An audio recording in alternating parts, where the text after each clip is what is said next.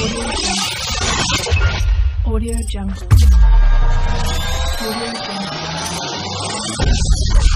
Audio Jungle. Hi friends, welcome to tech code channel. Friends, ఈరోజు మనం నేర్చుకోబోతున్న lesson ఏంటంటే HTML and CSS links. So ఒకసారి దాన్ని తెలుసుకోవాలంటే ఇమేజ్ చూడండి. So HTML and CSS links అనేవి మనకి 4 టైప్స్ ఉంటాయి. నార్మల్ లింక్ అంటే మనం జస్ట్ నేమ్ ఇండికేట్ చేస్తాం కదా, దాన్ని నార్మల్ లింక్ అంటాం. విజిటెడ్ లింక్ అంటే ఏంటంటే మనం ఆ లింక్ని చూసినప్పుడు జరిగే పైన విజిటెడ్ లింక్ అంటాం. హోవర్ లింక్ అంటే మన మౌస్ కర్సర్ని దాని మీద ప్లేస్ చేసినప్పుడు దాన్ని హోవర్ అంటాం.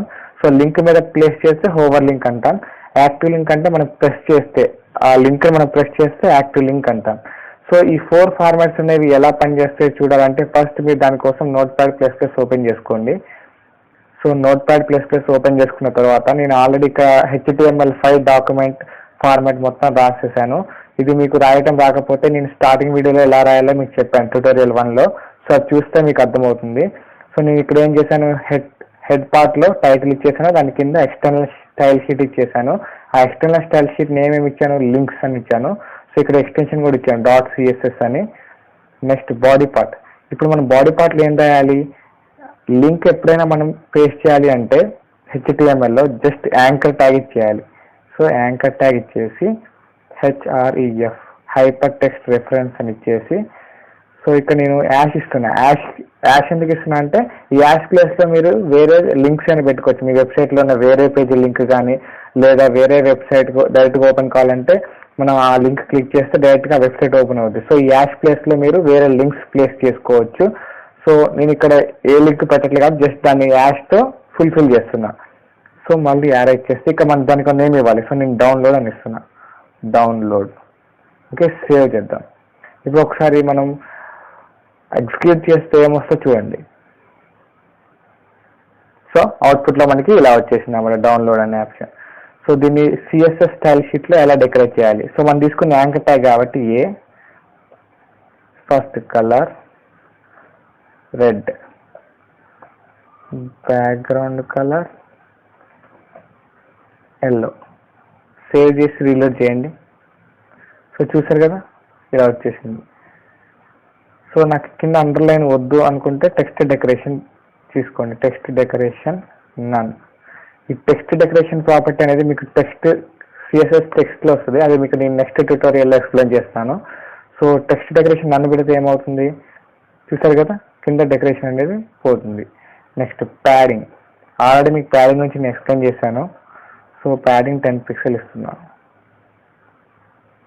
సో మీకు ఇది బ్రౌజర్లో కనిపించట్లేదు కదా, నేను దీన్ని జూమ్ చేసి చూపిస్తాను బ్రౌజర్ది. సో ఇలా ఓకే, ప్యాడింగ్ ఇచ్చేస్తే మనకి ఇలా వచ్చేసింది నేమ్. ఓకే, ఇప్పుడు నేను ఏం చేద్దాం అనుకున్నా, దీని ఫస్ట్ పార్ట్ ఏంటి మనకి visitor link. So just visitor అయినప్పుడు ఏం కావాలి, సో యాంకర్ ట్యాగ్ ఇచ్చేసి కోలన్. ఫస్ట్ ఏంటిది మనకి నార్మల్ లింక్ కాబట్టి లింక్ అని ఇచ్చేస్తున్నా. ఆ లింక్ అనేది ఎలా ఉండాలి, సేమ్ ఇదే కలర్ ప్రాపర్టీస్తో ఉండాలి కాబట్టి colour red, background yellow. Next వచ్చేసి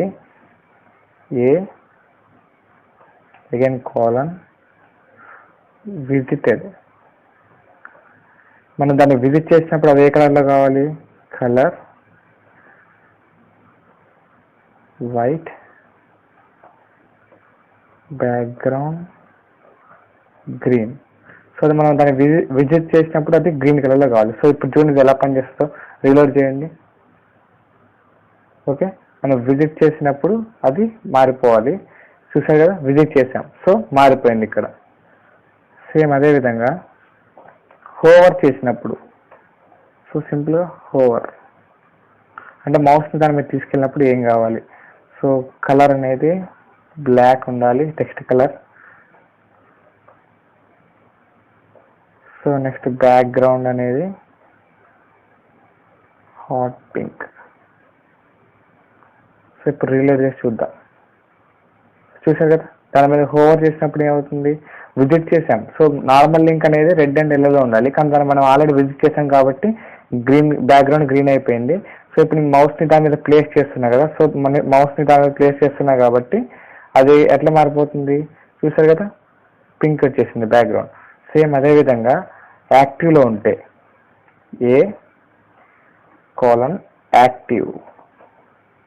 యాక్టివ్ ఉన్నప్పుడు ఎలా ఉండాలి, కలర్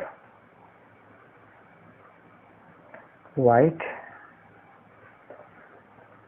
బ్యాక్గ్రౌండ్ రెడ్. సో ఇలా ఇచ్చేసాను రెడ్ అని. సో ఇప్పుడు ఎలా వస్తుందో చూద్దాం. సో నార్మల్గా మనం ఫస్ట్ లింక్ అనేది ఇక్కడ మనకు కనిపించింది, ఎందుకంటే ఆల్రెడీ మనం విజిట్ చేసాం కదా, సో ఈ రెడ్ ఎల్లో ప్రాపర్టీస్ అనేవి ఉండవు. ఇప్పుడు నెక్స్ట్ ఏంటి, విజిటెడ్, ఆల్రెడీ విజిట్ చేసాం కాబట్టి మనకి టెక్స్ట్ కలర్ అనేది వైట్ కలర్లో ఉంటుంది అండ్ బ్యాక్గ్రౌండ్ అనేది గ్రీన్ కలర్లో ఉంది. సో హోవర్ అంటే మౌస్ దాని మీద ప్లేస్ చేసినప్పుడు ఏమి ఇచ్చాం, కలర్ అనేది బ్లాక్, సో టెక్స్ట్ కలర్ మీకు బ్లాక్ వస్తుంది. తర్వాత బ్యాక్గ్రౌండ్ కలర్ మొత్తం హాట్ పింక్ వచ్చేస్తుంది. సో యాక్టివ్ అంటే ఏంటి, దాన్ని ప్రెస్ చేస్తే, సో ఇప్పుడు నేను ప్రెస్ చేస్తే ఏమైంది చూసారు కదా, ఇలా ప్రెస్ చేస్తే కలర్ అనేది వైట్ వచ్చేసింది, బ్యాక్గ్రౌండ్ అనేది రెడ్ కలర్లో వచ్చేసింది. సో ఫ్రెండ్స్ ఇది friends HTML and CSS links గురించి. ఫ్రెండ్స్ నా వీడియోస్ కనుక మీకు నచ్చినట్లయితే లైక్ చేయండి, షేర్ చేయండి అండ్ సబ్స్క్రైబ్ చేయండి. Okay, thank you friends.